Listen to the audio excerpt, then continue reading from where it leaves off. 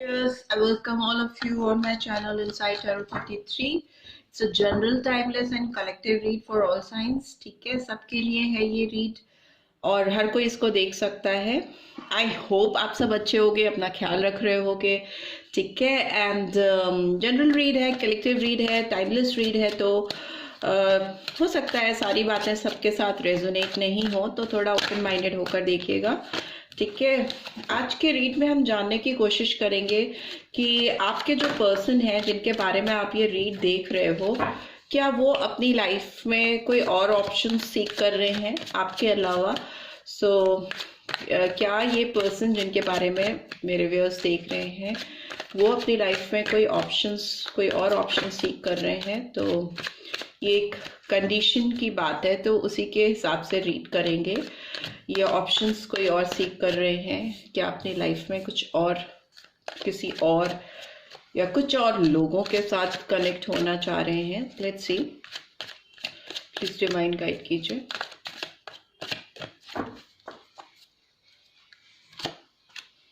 Okay, Two of Pentacles, Taurus, Virgo, Capricorn, and we have Knight of Swords, Gemini, Libra, Aquarius, and we have Nine of Wands, Aries, Leo, Sagittarius, and what else do we have? We have Knight of Swords, again Gemini, Libra, Aquarius, and finally we have Death, cancer, Scorpio, Pisces. वृश्चिक राशि बहुत important है, but यहाँ पे वृश्चिक राशि आई है. अभी कैंसर, स्कॉर्पियो, पाइसेस आएगा कि नहीं बताती हूँ मैं. वृश्चिक आई है. And bottom of the deck we have hanged man. ठीक है, 12 नंबर दिसंबर महीना आप लोगों के लिए इम्पोर्टेंस रख सकता है. 4 अप्रैल मंथ और 9 सितंबर मंथ और 2 फरवरी मंथ इंपॉर्टेंस रख सकता है. वृश्चिक राशि बहुत प्रोमिनेंटली निकल के आई है आप लोगों के लिए. आपके पर्सन की हो सकती है. ठीक है, इस पर्सन की बात करें कि ये कोई और ऑप्शन सीख कर रहे हैं कि नहीं कर रहे हैं, तो डेफिनेटली ये पर्सन कर रहे हैं. Right, so because first card ही जो है वो दिखा रहा है कि ये पर्सन जगल कर रहे हैं 2 लोगों में या 2 सिचुएशन में या 2 ऑप्शंस में. इनके दोनों हाथ में लड्डू हैं. ठीक है, कभी ये एक लड्डू खाना चाहते हैं, कभी ये दूसरा लड्डू खाना चाहते हैं, कभी एक पर्सन के पास जाते हैं, कभी ये दूसरे पर्सन के पास जाते हैं. इट्स सिचुएशनल रीड, रिलेशनशिप पे बेस्ड है.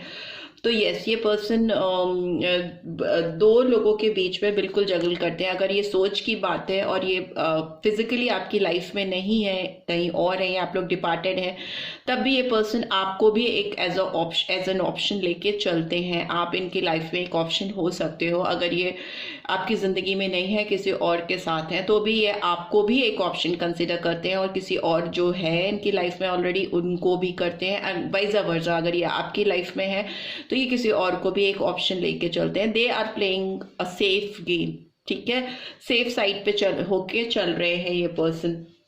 नाइट ऑफ सोर्ड्स की एनर्जी आई है, तो ये पर्सन काफ़ी रैश हो सकते हैं.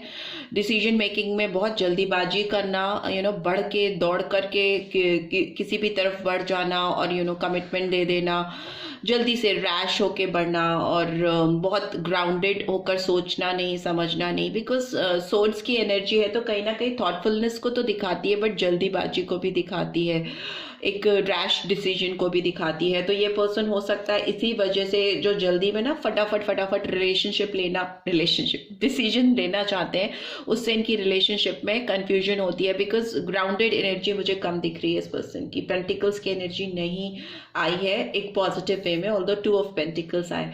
9 ऑफ वॉन्ड्स की एनर्जी दिखाती है कि ये पर्सन पहले तो ऑप्शंस की और मतलब मल्टीपल ऑप्शंस रखते हैं या 2 ऑप्शंस लेके चलते हैं, और फास्टली जल्दी से डिसीजन मेकिंग करते हैं, and then they get stuck.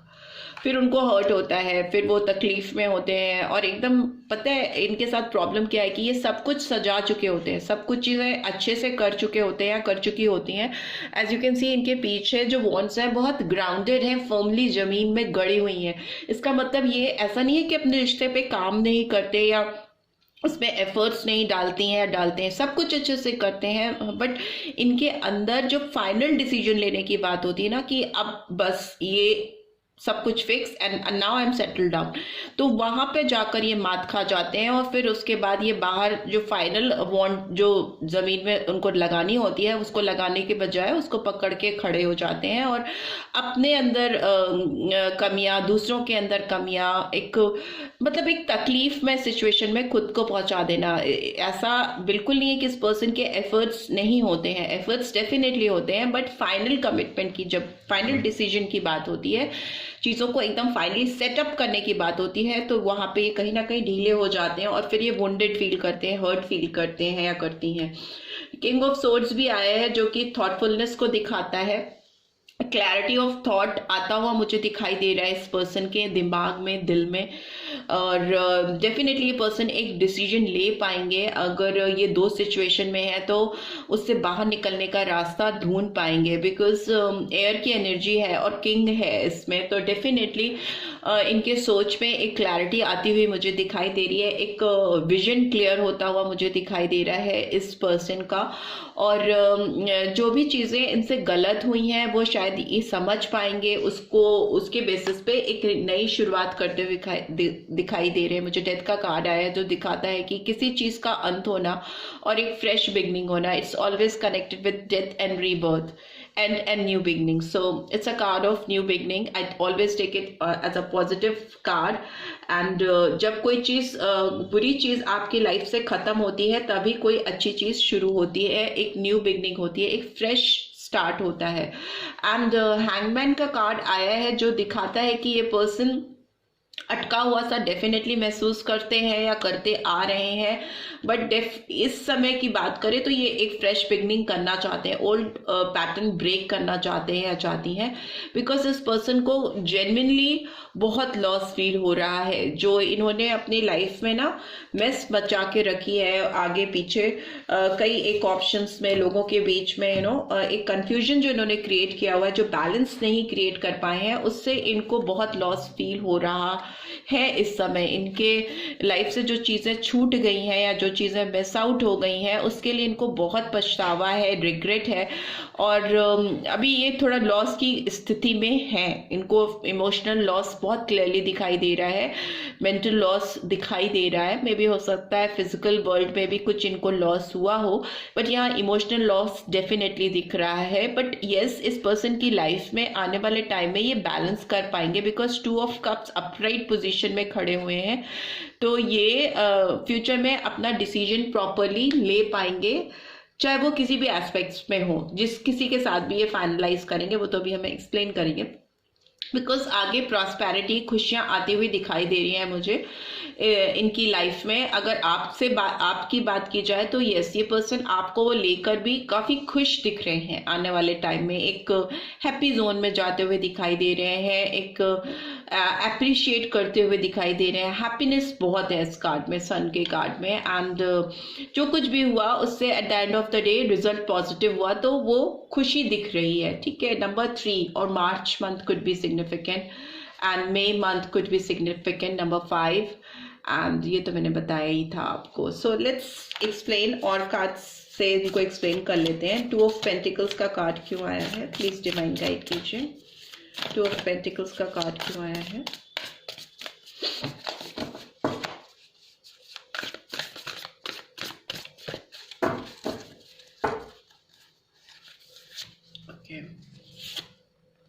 Okay, see again transformation का कार्ड आया है, यहाँ पे भी आया ट्रांसफॉर्मेशन, यहाँ पे भी आया है, एंड नंबर 7 और July month could be significant, and scorpion sign, वृश्चिक राशि। नाइट ऑफ सोर्ड्स का कार्ड क्यों आया है? 7 of air, Gemini, Libra, Aquarius. 9 of wands का कार्ड क्यों आया है? 6 of air, Gemini, Libra, Aquarius.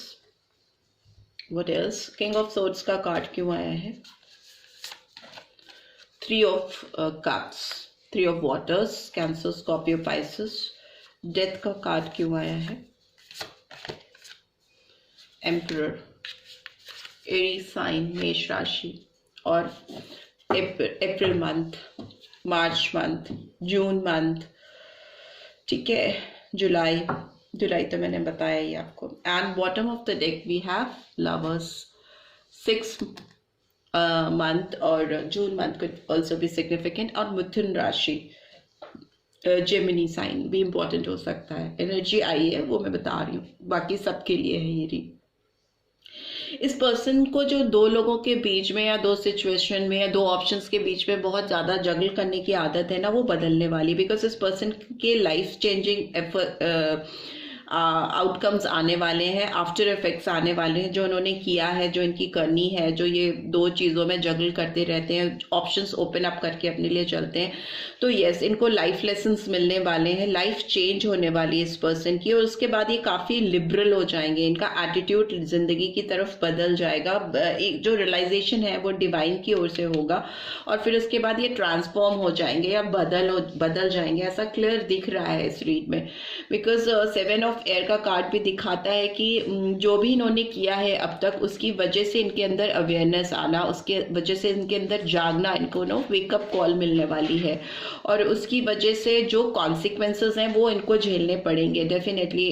Caution के साथ, सावधानी के साथ इनको लाइफ में आगे बढ़ेंगे, तभी ये इस वुंडेड सिचुएशन से बाहर निकल पाएंगे, हर्टफुल सिचुएशन जो ये अभी महसूस कर रहे हैं, बिकॉज ये कार्ड प्रेजेंट को दिखा रहा है।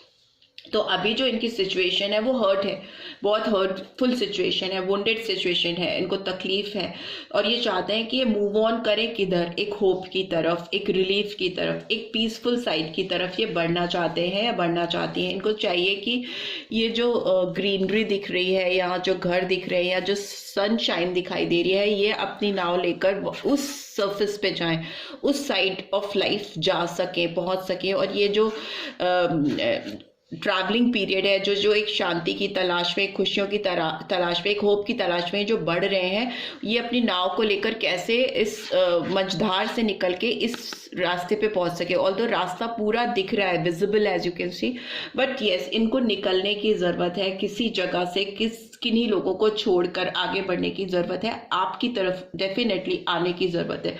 बिकॉज 3 ऑफ कप्स भी दिखा रहा है कि ये पर्सन अभी इस सिचुएशन में है कि अगर ये लोगों की सुन रहे हैं, या कम्युनिटी के साथ, कम्युनिटी में इनके फ्रेंड्स हो सकते हैं, इनके रिलेटिव्स हो सकते हैं, इनकी फैमिली हो सकती है, या कोई डेफिनेटली 2 ऑप्शंस हैं, तो कोई दूसरा ऑप्शन जिसके साथ ये इंजॉय करते चले आ रहे हैं, या they are having their own time with them.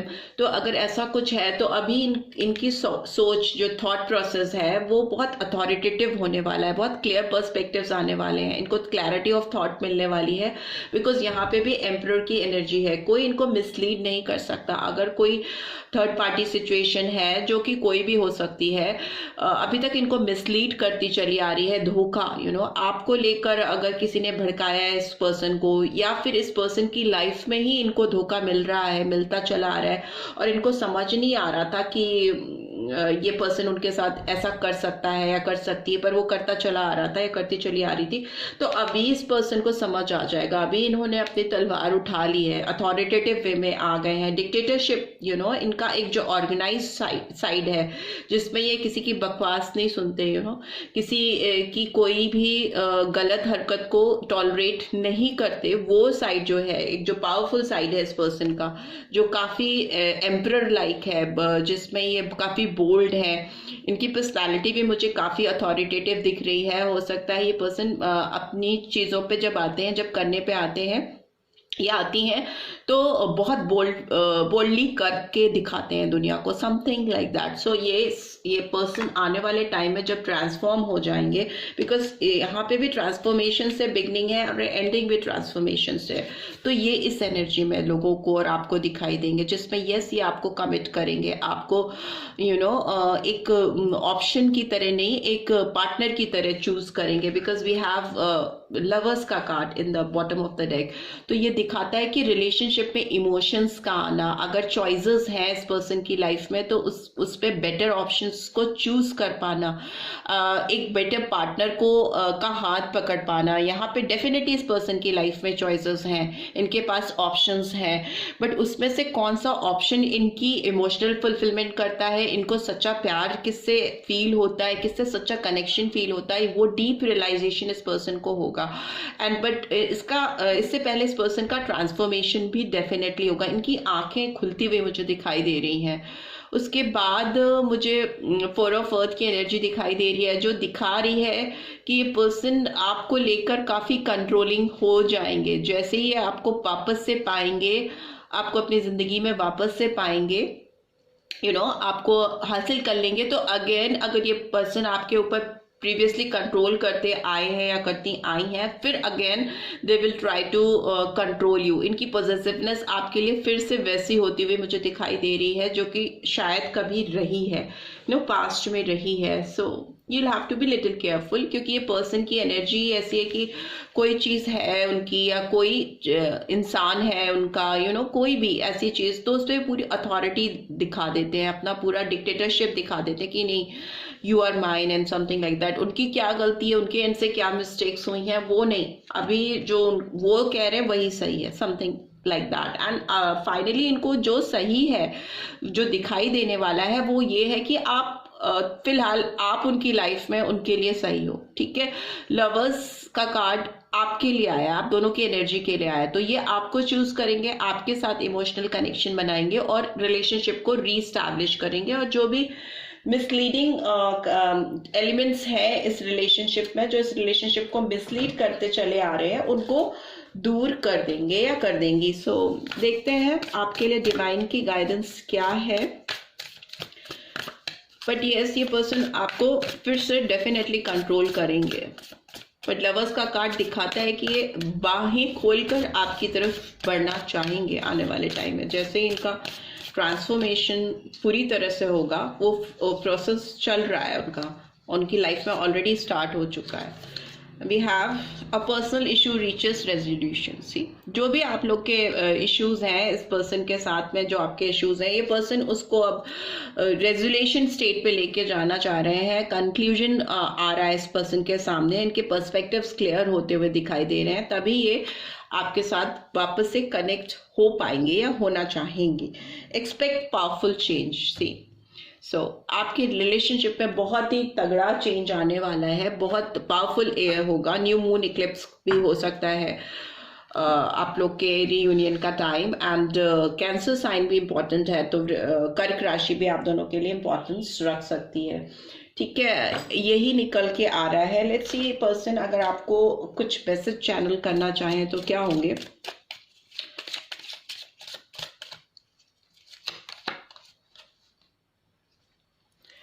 You sound sexy over the phone, so maybe आप इनको फोन पे बहुत सेक्सी साउंड करते हो। What else do we have? You can read my mind. Yes, ये बात हो सकती है कि ये पर्सन आपको डेफिनेटली कन्वे करना चाहते हैं कि आप इनसे मिलो ना या मिलो, इनको लगता है कि उनके दिमाग को आप पढ़ लेते हो। दूर से भी आप उनको रीड कर सकते हो, आप बहुत अच्छे से एनालाइज कर पाते हो शायद इस पर्सन को, और इनको इस बात का अवेयरनेस है, नॉलेज है। And finally you are funny, so maybe आप बहुत फनी एक्ट करते रहते होगे जब आप इनके साथ थे। ऐसा इनको लगता है कि आप थोड़े जोवियल किस्म के इंसान हो। And you love me the way nobody else does. So ये पर्सन आपको ये बताना चाहते हैं या चाहती हैं कि आप जिस तरह से इस पर्सन को प्यार करते हो, कोई और नहीं करता या नहीं कर पाता है। ठीक है, and bottom of the deck we have you always give me a shoulder to cry on. So मे भी हो सकता है जब ये बहुत लॉस्ट फील करते थे या इमोशनली काफ़ी वीक फील करते थे जब ये आप साथ में थे, या अभी भी अगर साथ में हो, तो अगर ऐसी कोई सिचुएशन इनकी लाइफ में होती है कि वो इमोशनली लॉस फील करते हैं या ड्रेन फील करते हैं, तो आपके साथ उनको बैठना या अपने इमोशंस शेयर करना, या मे बी समय समय पे हो सकता है आपके सामने आंसू भी इनकी आंखों में आए हों कभी बात करते हुए, तो दे फील लाइक मतलब they can easily share their emotions with you without any hesitation, right? So this is what I am getting. I hope आपको इस रीड से गाइडेंस मिली है, then do give this video a like, और first time आए हो तो subscribe करके जाना मत भूलना। And thanks for watching. See you in next read. Till then, take care. Bye bye.